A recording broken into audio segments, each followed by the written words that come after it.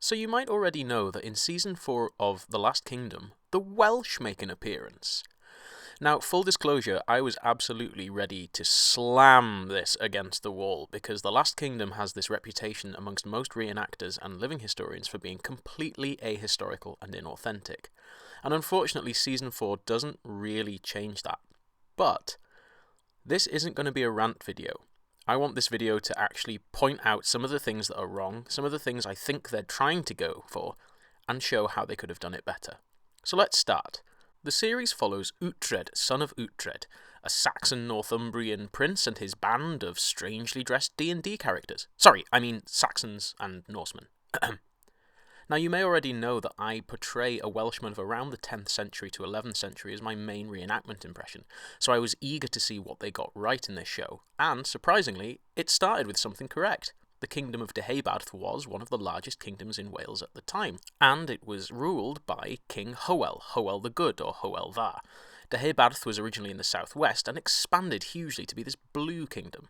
Now, Hywel was a well-educated, well-rounded diplomat and leader. He spoke English, Welsh, Latin, and French.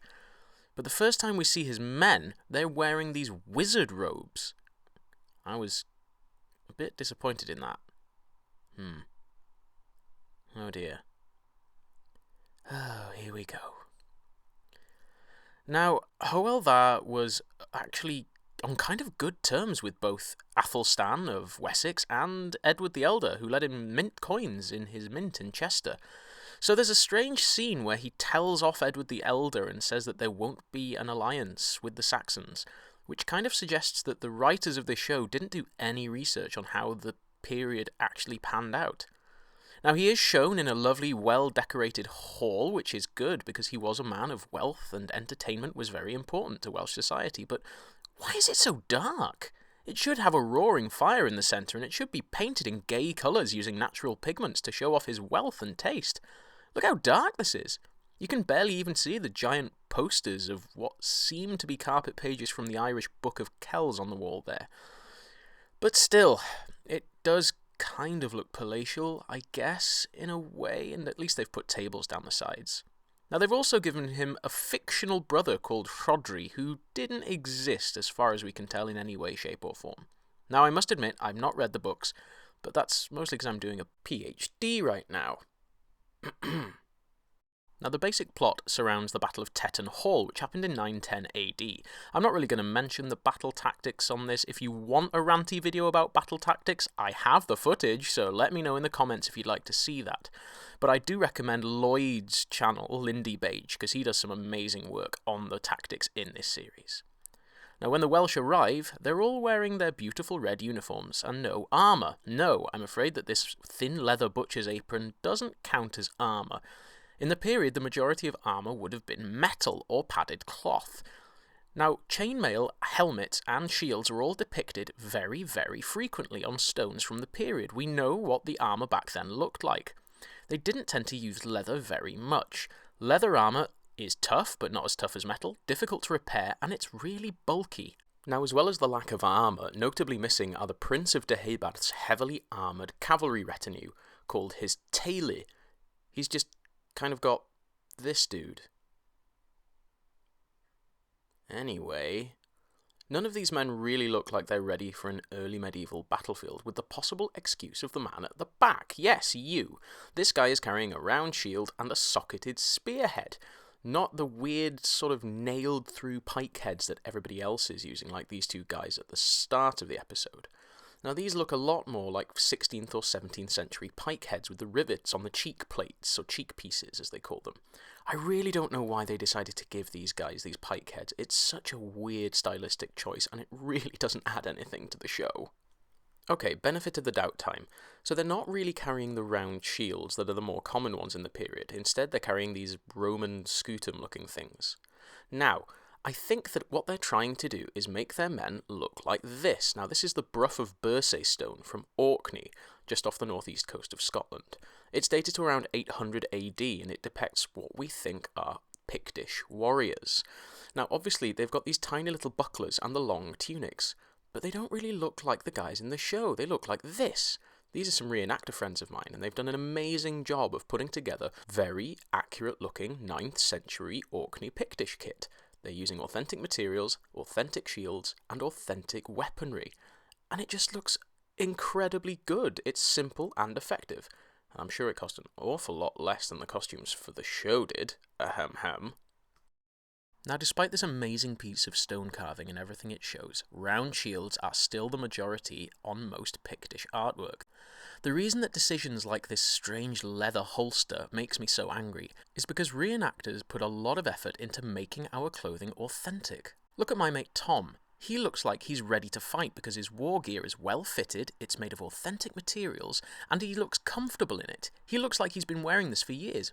Now, the Welsh archers in this scene look really good, except for the leather shoulder holsters and the unsheathed swords. Two really simple mistakes. You take the leather off the shoulder and put it around the sword, and it would have looked amazing because these swords actually look like early medieval swords. So, the main disappointment here for me is they've gone to the effort of getting an authentic-looking 3-lobe pommelled sword, but they haven't gone to the effort of putting it in an authentic-looking leather scabbard. A shame. Hywel's clothing at the end of the battle is just baffling. For a start, he's wearing the same colours as all the common soldiery, which, yuck. And also, I don't really know what this fabric's meant to be. If it's meant to be a brocade, it should look a lot more like this, which is an actual 10th century silk brocade, not whatever that cloth is made out of. And he's wearing 2 brooches, very much a Norse female fashion, rather than the fashion of an early medieval Welsh king, to say nothing of those horrid braces and those strange square buttons. It's also weird that he's telling off Edward the Elder when in actuality they got on really, really well. And also it's weird that Hywel is depicted as being powerless against the Vikings when in fact he basically pushed them out of Wales. He puts evil brother Rhodri in charge of the fortress whilst he goes off on a pilgrimage, which actually happened. He went on a pilgrimage to Rome. Rhodri is in charge of the fortress. Not the court, not the palace, the fortress, which for some reason has a hole in the middle of the Great Hall called the Pit so that they can urinate on one of their Viking prisoners. Rhodri is immediately crap at being king, gets hammered on wine, and fails to repulse a small Viking attack which miraculously immediately takes up shop in the fortress. Needless to say, this didn't happen. Hywel's pilgrimage takes him to what looks like a fish pond in Hywel, northeast Wales. Now, his clothes look semi-okay here, apart from the weird strings attached to his cuffs, and he makes this face, presumably because he remembers he's meant to be in Rome on pilgrimage meeting the actual Pope, not stood in a fish pond somewhere in Bumfudge, Flintshire. In this scene, Hywel rides through a village comforting this girl in her stereotypical red Welsh uniform. Now, he once again doesn't have any kind of metal armour. He's wearing these weird discs. Did he leave his chainmail in Hywel? Where are his retainers? Where are his bodyguards all wearing chainmail? Why is he just surrounded by wizards again? His own law codes actually stipulate that he should always be surrounded by armed riders whilst he's out on campaign. Very odd. The Welsh language makes an appearance because Hywel comforts this little girl through the medium of Welsh, which was lovely and surprising to hear, so woo, Welsh! Even if it's modern Welsh, still, woo, Welsh, because Welsh very rarely actually gets any primetime television airtime, so I cannot criticise them for that. There is a second rubbish battle including the Welsh and the Vikings where Hywel maybe is conquered by the Vikings, which is just so offensively different to history that it deserves its own video. Once again, if you'd like me to do a ranty battle video, please let me know in the comments, because I feel the need to clarify after watching this that Wales was not conquered by the Vikings. This didn't happen. Why you do this? Why? Now, in terms of it being actually representative of things that happened in history, this show is disappointing, to say the least. And I'm talking mostly about the material culture as well as the history. What we look at is what we take from these TV series. So we see inaccurate depictions of the cloth, the jewellery and the accessories of the period on people who should be dressed impeccably. We see him wearing this kind of armour in the show, which is the sort of armour that people were putting on 1950s fantasy Viking shows. God bless you, Kirk Douglas, though. Instead of wearing mail like this, which looks so much better and more authentic. This isn't really an accurate representation of how Britain looked, fought, or sounded in the period, but it could have made a little more effort than wizard robes and Roman shields.